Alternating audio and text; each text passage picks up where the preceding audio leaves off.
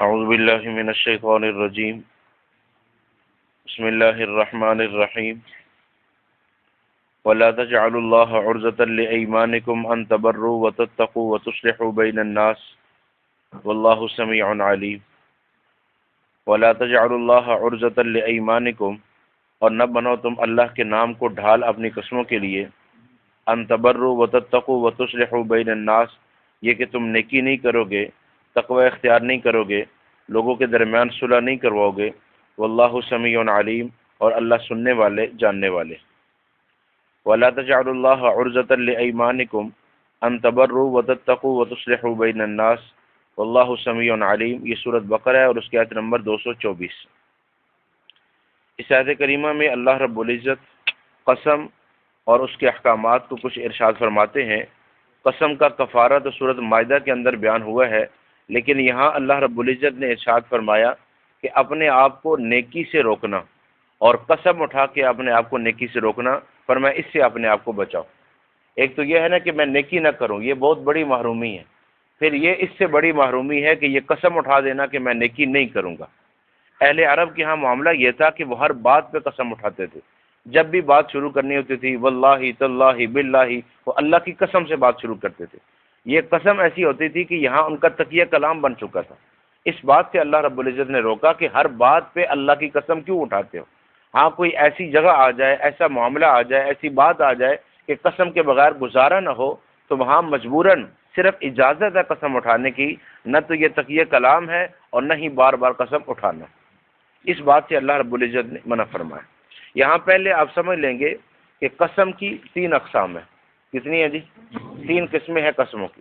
پہلی ہے قسم لغو، یمین لغو، دوسرا ہے یمین غموس، اور تیسرا ہے یمین منعقدہ۔ لغو، غموس اور منعقدہ، یہ 3 قسمیں ہیں۔ یہ الفاظ بھی یاد رکھتے ہیں، اگرچہ میں اس کا معنی بھی عرض کر دیتا ہوں، لیکن یہ الفاظ بھی یاد رکھنے ہوتے ہیں۔ پہلی قسم کون سی تھی؟ لغو۔ لغو کسے کہتے ہیں؟ بات بات پہ قسم اٹھانا، اللہ کی قسم ہے، اللہ کی قسم ہے، اللہ کی قسم، بار بار قسم اٹھانا، یہ لغو ہے۔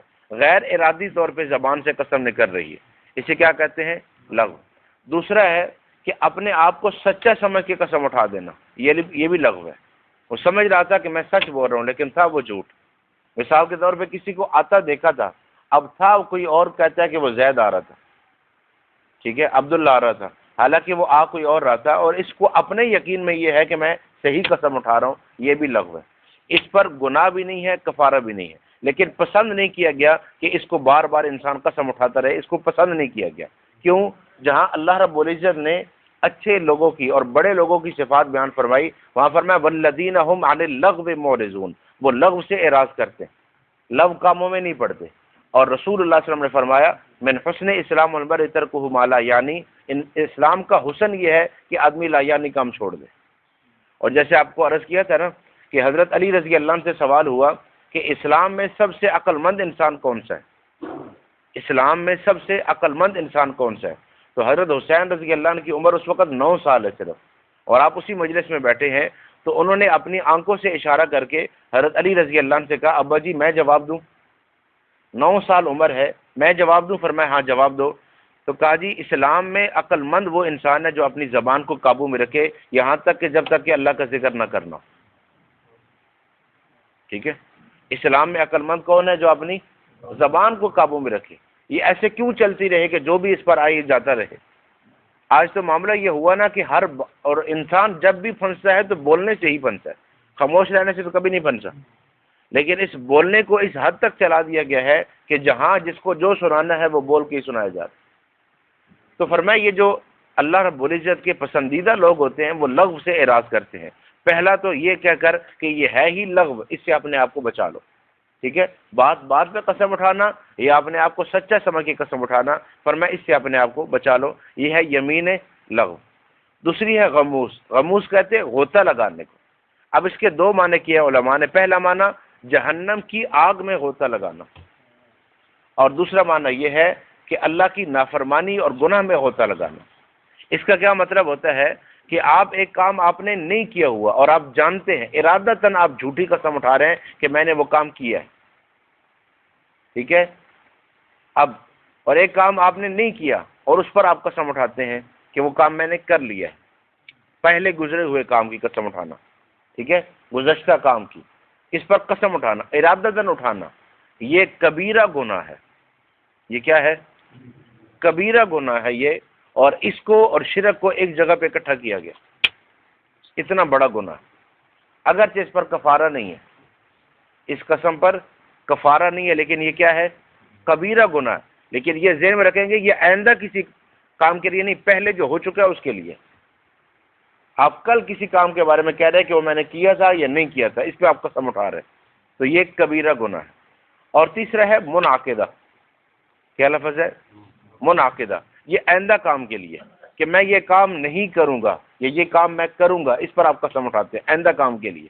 جب آپ نے اس پر قسم اٹھائی ہے، اب اگر اس کو آپ پورا نہیں کر سکے تو اس پر آپ کو کفارہ ادا کرنا ہے۔ سمجھ آ گئی جی؟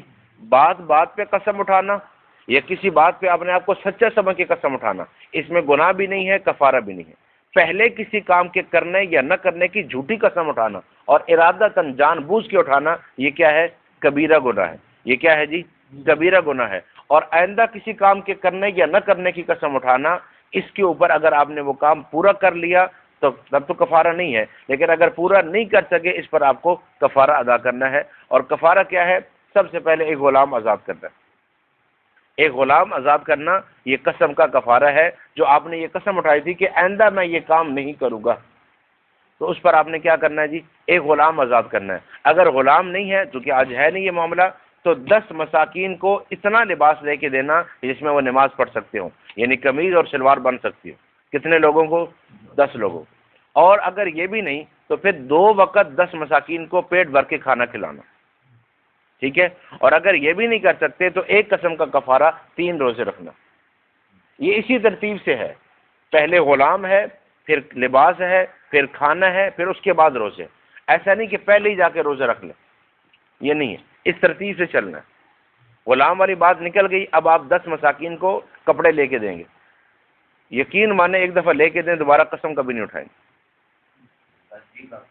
مسئلہ یہ ہے نا کہ ہم کفارات کی طرف خیال نہیں کرتے، تو پھر جا رہے ہیں، ٹھیک ہے۔ 10 بندوں کو ایک دفعہ لباس لے کے دیں، بالکل ٹھیک ٹھاک ہو جائیں۔ کیا خیال؟ پریشان ہو گئے؟ نہیں، مجھے نہ بے شک لے کے دیں، 10 مساکین کو لے کے دیں، لیکن لے کے دیں ایک دفعہ، اور اس کے بعد 10 بندوں کو کھانا کھلائیں، اور اس کے بعد اگر یہ بھی نہیں ہے تو پھر 3 روزے رکھنے ایک قسم کے کفارے میں۔ اب کتنی قسمیں اٹھا چکے ہیں اور اس کو کتنی دفعہ توڑ چکے ہیں، یہ آپ اندازہ کر لیں، اور یہ آپ کے ذمے ہے۔ یہ نہیں کہ آج مسئلہ پتہ چلا تو پہلے والی چھٹی ہوگی، ٹھیک ہو گیا جی۔ اب جب آپ یہ کفارہ ادا کر رہے ہیں، یعنی آپ 10 مساکین کو لباس لے کے دے رہے ہیں یا 10 کو کھانا کھلا رہے ہیں، تو اس میں شرط یہ ہے کہ ان میں کافر کوئی نہ ہو۔ یہ 10 لوگ مسلمان ہونے چاہیے، اور عقیدتاً مسلمان ضروری ہے، آپ کو پتہ کرنا ہے۔ یہ 10 لوگ، پہلی شرط کیا؟ یہ 10 کے 10 مسلمان ہو۔ دوسرا، یہ ان میں سے کوئی مالدار نہ ہو۔ تیسرا، ان میں کوئی سید نہ ہو۔ چوتھا، ان میں نابالغ بچہ کوئی نہ ہو۔ پانچواں، ان میں کوئی اتنا بیمار نہ ہو جو کھا ہی نہ سکتا ہو۔ اور چھٹا، ان میں ایسا کوئی بزرگ نہ ہو جو کھانا نہ کھا سکتا ہو۔ سمجھائی نا؟ یہ ایسے تلاش کریں، ایسے بندے جو صحت مند ہو، کھا پی سکتے ہو، پھر ایک دفعہ کھلائیں۔ اور یہ جو 10 بندے ہیں جن کو صبح کھلائیں، انہی کو شام کو کھلانا ہے۔ اس کے بعد پھر قسم کون اٹھائے گا جی؟ تو بس چل رہا ہے ہمارا نظام۔ یہ ہے قسم کا کفارہ، یہ سورۃ مائدہ کے اندر اللہ رب العزت نے بیان فرما دیا ہے۔ یہاں صرف اتنا ارشاد فرمایا، لا یؤاخذکم اللہ باللغو فی ایمانکم، اللہ تمہاری لغو قسموں پر مواخذہ نہیں کریں گے۔ اور لغو کسے کہتے ہیں؟ بات بات پہ قسم اٹھانا، بلا وجہ قسم اٹھاتے رہنا۔ اور دوسرا، اپنے آپ کو سچا سمجھ کے قسم اٹھانا جبکہ تھا جھوٹا، یہ لغو ہے۔ لیکن ولاکن یؤاخذکم بما کسبت قلوبکم، جو تم اپنے دل کے ارادے سے قسم اٹھاؤ گے اس پر مواخذہ ہوگا، اور یہ منعقدہ ہے، یہ غموس ہے، یہ جان بوجھ کے جھوٹی قسم اٹھا رہا ہے تو یہ کبیرہ گناہ ہے، اور یہ غوطہ لگے گا جہنم کی آگ کے اندر۔ اور دوسرا، ایسی قسم اٹھانا آئندہ کام کے لیے کہ میں یہ کروں گا یا نہیں کروں گا، اس قسم پر اس کو چاہیے کہ اگر وہ نہیں کر سکا تو کفارہ ادا کرنا ہے۔ اور کفارہ سمجھ آ گیا جی؟ غلام ہے، 10 بندوں کو کپڑے ہیں، اور 10 مساکین کو کھانا ہے، اور 3 روزے ہیں ایک قسم کے لیے، اور جن کو کھانا کھلانا ہے یا جن کپڑے دینے ہیں یہ 10 کے 10 مسلمان ہونے چاہیے، دوسرا مالدار کوئی نہ ہو، ان میں سید کوئی نہ ہو، ان میں بیمار کوئی نہ ہو، اور ان میں بچہ کوئی نہ ہو، یہ قسم اٹھانے کے کفارات۔ نبی پاک صلی اللہ علیہ وسلم نے فرمایا کہ بعض دفعہ میں قسم اٹھاتا ہوں اور پھر مجھے اس سے اچھی چیز نظر آ جاتی ہے، فرمایا میں اپنی قسم کا کفارہ دے دیتا ہوں۔ تو اگر آپ نے ایک قسم اٹھائی تھی اور اب اس کا بہتر پہلو سامنے آیا ہے تو آپ کو اب قسم توڑنا ہے اور اس کا کفارہ دینا ہے۔ نبی پاک صلی اللہ علیہ وسلم کی سیرت میں اس کی مثالیں موجود ہیں۔ ابو موسیٰ اشعری رضی اللہ عنہ آئے غزوہ تبوک کے موقع پہ، یا رسول اللہ صلی اللہ علیہ وسلم ہم کچھ لوگ ہیں تو ہمیں سواری دے دیں۔ آپ نے فرمایا اللہ کی قسم میں تمہیں سواری نہیں دوں گا، میں سوار نہیں کروں گا تمہیں، مسلم شریف میں ہے۔ آپ نے قسم اٹھا دی، وہ چلے گئے اور جن لوگوں نے بھیجا تھا ان کو بتا دیا کہ اب تو سواری کی صورت ہے ہی کو نہیں کہ نبی پاک صلی اللہ علیہ وسلم نے قسم اٹھا دی ہے، اب کیا کریں گے ہم؟ تھوڑی دیر کے بعد آپ نے ایک بندہ بھیجا کہ ان کو بلا کے لاؤ، لائے، فرمایا یہ سواریاں لے جاؤ۔ انہوں نے کہا رسول اللہ آپ تو قسم اٹھا چکے ہیں۔ فرمایا جب میں قسم اٹھا لیتا ہوں اس کے بعد جب کوئی بہتر چیز سامنے آتی ہے تو قسم کا کفارہ ادا کرتا ہوں، اب چونکہ سواریاں آ گئی ہیں اب آپ جاؤ سوار ہو، میں اپنی قسم کا کفارہ ادا کروں۔ اسی طرح آپ نے غزوہ خندق کے موقع پہ قسم اٹھائی تھی کہ جو میرے چچا کے ساتھ ہوا ہے میں 70 کافروں کے ساتھ یہ کام کروں گا۔ اللہ نے فرمایا وَإِنْ عَاقَبْتُمْ فَعَاقِبُوا بِمِثْلِ مَا عُوقِبْتُمْ بِهِ وَلَئِنْ صَبَرْتُمْ لَهُوَ خَيْرٌ لِّلصَّابِرِينَ۔ میرے نبی اتنا کرنا ہے جتنا ہوا ہے، اور اگر آپ پھر بھی صبر کر لیں تو یہ بہتر ہے، اپنے قسم کا کفارہ ادا کر لیں۔ تو اگر ایسی قسم اٹھائی ہے اور اس سے بہتر چیز سامنے آ جاتی ہے، جیسے کہ اللہ نے فرمایا نا وَلَا تَجْعَلُوا اللَّهَ عُرْضَةً لِّأَيْمَانِكُمْ، ڈھال نہ بناؤ اللہ کے ناموں کو، أَن تَبَرُّوا کہ نیکی نہیں کروں گا۔ ایک بندے نے قسم اٹھا دی ہے کہ آج کے بعد میں نماز نہیں پڑھوں گا، تو اب کیا خیال ہے وہ نماز چھوڑ دے کہ جی میں نے قسم اٹھائی ہوئی ہے؟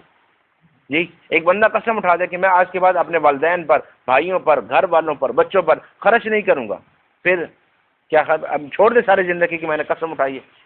مکہ والے جس نیکی سے اپنے آپ کو روکنا چاہتے تھے نا اس پہ قسم اٹھاتے تھے، اور آج ہم بھی یہ کر رہے ہیں کہ جی ہمارا معاہدہ ہو گیا تھا ہم نے یہ کام نہیں کرنا۔ آپ دو بھائیوں کے درمیان صلح کروا رہے ہیں، وہ معاملہ بگڑ گیا، آپ نیک نیتی سے کر رہے تھے، معاملہ بگڑ گیا، اب آپ قسم اٹھاتے ہیں کہ آج کے بعد جی میں کسی کے معاملے میں پڑوں گا ہی نہیں۔ حالانکہ دو لوگوں کے درمیان صلح کروانا نبی پاک صلی اللہ علیہ وسلم نے فرمایا۔ حضرت ابو درداء رضی اللہ عنہ سے مسند احمد میں نماز سے بھی بڑا عمل ہے، روزے سے بھی بڑا عمل ہے، صدقہ سے بھی بڑا عمل ہے دو لوگوں کے درمیان صلح کروانا۔ اب یہ قسم اٹھا رہا ہے کہ میں آج کے بعد صلح کرواؤں گا ہی نہیں۔ آپ صلی اللہ علیہ وسلم نے باہر ایک جھگڑا سنا، ایک بندہ دوسرے سے پیسے مانگ رہا ہے اور قرض جو دیا ہوا تھا مانگ رہا ہے، اور وہ آگے سے کہہ رہا ہے کہ ابھی میرے پاس نہیں ہے، وہ کہتا ہے اللہ کی قسم کچھ کم کر دو، وہ کہتا ہے اللہ کی قسم میں کم نہیں کروں گا، پیسے وہی دینے ہیں جو میں نے تمہیں دیے ہیں۔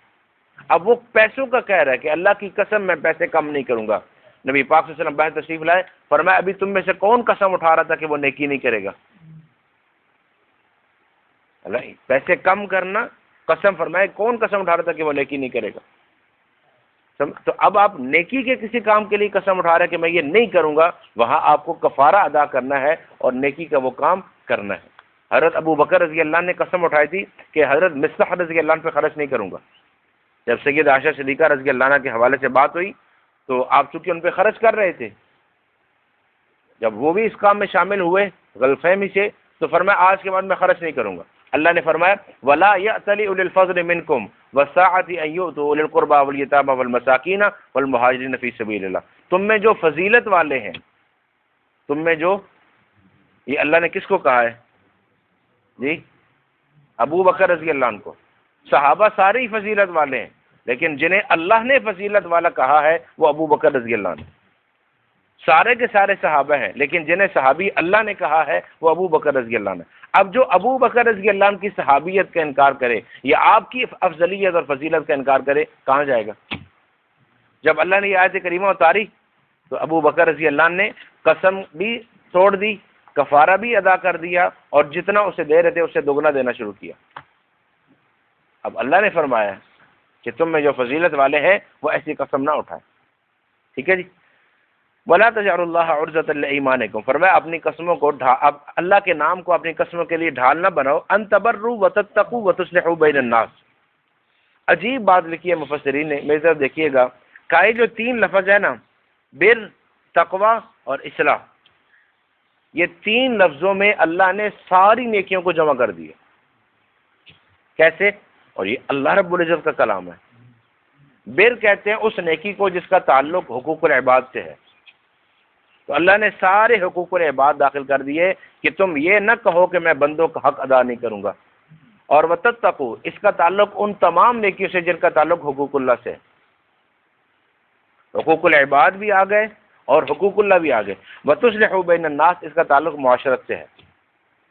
ساری نیکیوں کو اللہ نے ایک آیت کے ایک ٹکڑے کے اندر جمع کر دیا۔ یہ نہ کہو کہ میں بندوں کے ساتھ نیکی نہیں کروں گا، یہ نہ کہو کہ میں اللہ کے حق ادا نہیں کروں گا، یہ نہ کہو کہ میں معاشرت ادا نہیں کروں گا۔ فرمایا یہ سارے کام کرنے والے ہیں، ان نیکی کے کاموں پہ قسم نہ اٹھاؤ۔ نیکی کا کام تو کرنا چاہیے، الا یہ کہ تم یہ قسم اٹھاؤ کہ میں نیکی کا کام نہیں کروں گا۔